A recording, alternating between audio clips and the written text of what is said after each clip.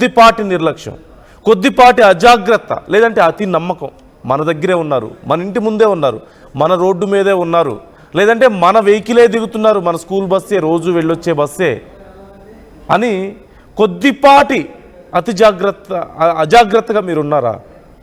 అతి జాగ్రత్తగా మీరు లేరా? జీవితాంతం ఆ కడుపు కోతను అనుభవించాలి. అలాంటి ఒక న్యూస్ని, అలాంటి ఒక విజువల్స్ని ఇప్పుడు నీకు చూపించబోతున్నాను నేను.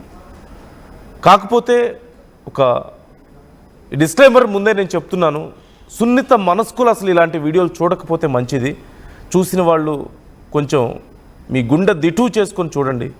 ఎంత దారుణం, చెప్పడానికి మాటలు రావడం లేదు, కళ్ళు చెమరుస్తున్నాయి ఆ విజువల్స్ చూస్తుంటే. ఇదే కదా, ఇలాంటి బస్సులే మన ఇళ్ల ముందు తిరుగుతూ ఉంటాయి, ఇలాంటి బస్సులే మన పిల్లల్ని స్కూల్కి తీసుకెళ్తూ వస్తూ ఉంటాయి. కానీ చాలామంది పిల్లలకు ఇలాంటి బస్సులే మృత్యు వాహనాలుగా మారుతున్నాయి.